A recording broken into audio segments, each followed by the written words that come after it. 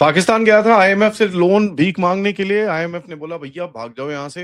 ये लोग इतने मुश्किल में हैं कि भाई भागते हुए गए हैं सऊदी अरेबिया। बड़ी खबर युद्ध के बीच सामने आ रही है। पाकिस्तान पर भड़का है ईरान। युद्ध के बीच बड़ी चेतावनी दी है। सऊदी के साथ जाने पर चेतावनी दी है। आपको बता क्या हम कोई जाके उनको कहते हैं हमें ये कुछ दे दो सऊदीज को? हम तो नहीं कहते जाके। सबसे पहले तो शहबाज शरीफ पहुंचे हैं सऊदी अरब। उनके साथ पता चला है कि आसिम मुनीर अलग से अपने अलग जहाज पर वहां पहुंचे हुए थे।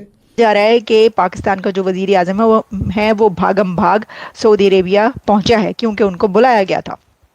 जा रहे हैं ना, सऊदी अरब जा रहे हैं हम। बेसिकली एक तो जारी बात है, गारंटीज, इंश्योरेंसेस, बहुत सारा कुछ इस तरह की चीजें हैं, लेकिन एक और चीज भी है। जाहिर है वो चाहेंगे कि अब इस वक्त जो ईरान के साथ जंग है उसमें पाकिस्तान भी बीच में कूद जाए। हाल ही में जो रेजोल्यूशन थी उसमें पाकिस्तान पहले ही ईरान की मजम्मत कर चुका है, लेकिन अब क्या पाकिस्तान ईरान पर हमला करेगा या नहीं, ये खिचड़ी जाहिर है वहां पर पकी होगी और आने वाले दिनों में पता चल जाएगा कि अब पाकिस्तान वहां पर कौन कौन से वादे करके आया है। ये कि हमने उनसे कोई पैसे भी मांगे हुए हैं सऊदी से, और वो एडवांस में हमने उन्हें कहा है कि हमें तेल की मद में रेमिटेंस के कुछ चीजें हमने रिसेंटली को 10-15 अरब डॉलर का प्रपोजल फेंके उनके सामने दोबारा। तो मतलब वो हम चलते रहते हैं हमारी, क्योंकि इकोनॉमी हमें at the end of the day macro economic stability के ऊपर फोकस करना होता है हमने।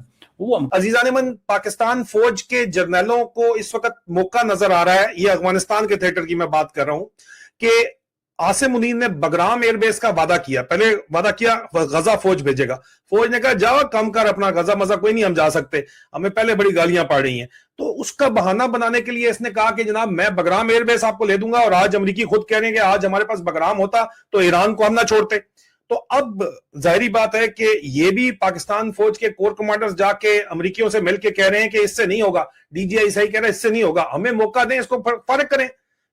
नमस्कार दोस्तों, स्वागत है आपका भारत नाउ में। दोस्तों, युद्ध के चलते जिस तरह से पाकिस्तान अपनी भूमिका निभा रहा है, हर एक देश के साथ डबल गेम खेलने की कोशिश कर रहा है। एक तरफ अमेरिका के कहने पर अफगानिस्तान के ऊपर हमले जारी है, दूसरी तरफ पाकिस्तान ये तय कर चुका है कि वो ईरान को भी धोखा देगा सऊदी का पक्ष लेकर। मोहम्मद बिन सलमान का कॉल आते ही शहबाज शरीफ और आसिम मुनीर भागते हुए सऊदी अरब पहुंचे और वहां पर कुछ डील साइन करने की कोशिश की कि किस तरह से सऊदी को प्रोटेक्ट किया जाए और ईरान के खिलाफ जंग के अंदर कूदा जाए।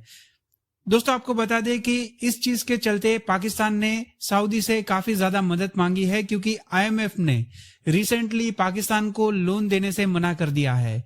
अब सारी चीजें जो है वो सऊदी के ऊपर निर्भर रहेगी कि सऊदी किस तरह से पाकिस्तान की मदद करता है, और पाकिस्तान यहाँ पर अपनी आर्मी, डिफेंस इक्विपमेंट सारे कुछ सऊदियों के लिए थाली में रखकर उनको देगा।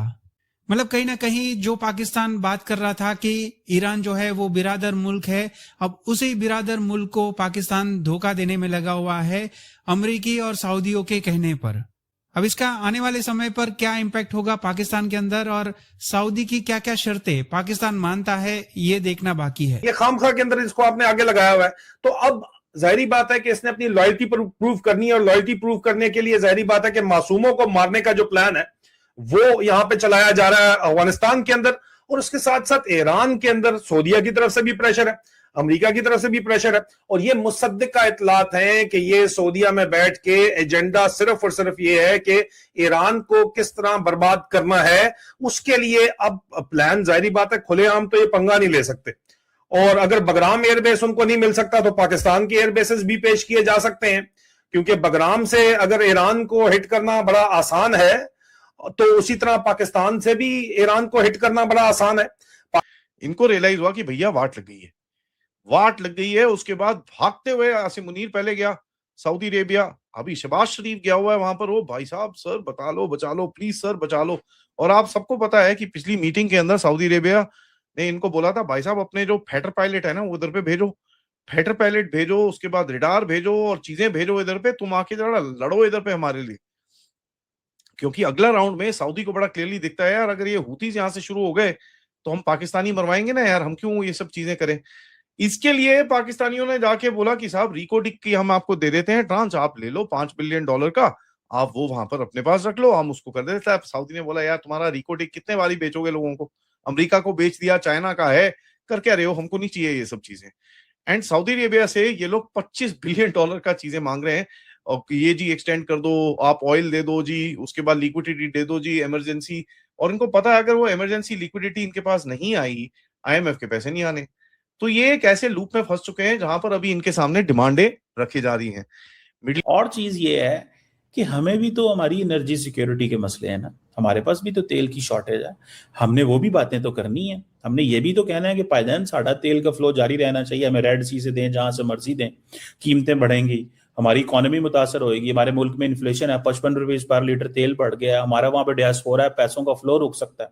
और दूसरा ये इंडिया भी तैयारी करके ईस्टर्न बॉर्डर के ऊपर बैठा हुआ है। इंडिया ने कश्मीर के ऊपर पूरी सॉर्टी भिजवाई है, उनकी फॉर्मेशन 5 जहाजों की आई है, सोनिक बूम कल करके गई है आजाद कश्मीर के अंदर, वहां से भी प्रेशर दिया हुआ है इसके ऊपर। और ये जो है तड़प रहा है इस वक्त, मछली जिस तरह पानी से बाहर निकल आती है, आसम मुनीर उस तरह तड़प रहा है। इसको तो अल्लाह की मार मेरे ख्याल में तो जो पड़ेगी पड़ेगी, लेकिन लोगों की बदवाएं भी इसको सुननी पड़ेंगी, ये भी मैं आपको बता दूं। इंटायर फाइनेंशियल पाइपलाइन जो है अब डोनाल्ड ट्रंप के हाथ में है, अब वो दबाता है। मांग क्या रहा है इससे? मांग इससे ये रहा है कि भैया जो सऊदी अरेबिया बोल रहा है चुपचाप कर ले वहां पर, ये जो तू डबल गेम खेलने की तूने कोशिश करी है, and by the way there is enough evidence coming out कि पाकिस्तानियों ने कुछ डबल गेम खेलने की कोशिश करी है। तो कि ये प्राइम मिनिस्टर जो है ना, प्राइम मिनिस्टर वहां गए हैं बिकॉज हम MBS से मिलेंगे, उसको कहेंगे कि हम जो है वो हमारे बड़े भाई हैं, हमारा ख्याल करें। और दूसरी बात ये भी है कि हम भी उनका ख्याल करेंगे। लेकिन ये कोई नहीं है कि जी पाकिस्तान को कहा जाए कि जनाब एक गोला ईरान के सऊदी अरब के अंदर गिर गया तो पाकिस्तान यहाँ से F-16 उड़ा के तो वहां पहुंच जाए, ऐसे थोड़ा ही होता है। अब पाकिस्तान अफगानिस्तान के अंदर आज 15 दिन हो गए बम्बार्डमेंट कर रहा है, तो क्या सऊदीज जो है वो उनके जेट्स आ गए हैं हमारे साथ और हम अफगानिस्तान पे कह रहे हैं? ये लीडरशिप की कॉल होती है।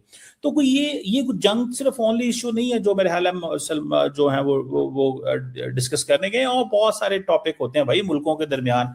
लेकिन एक चीज है, प्राइमरी टॉपिक वही है, economy, security, energy security, human security और ट्रेडिशनल सिक्योरिटी।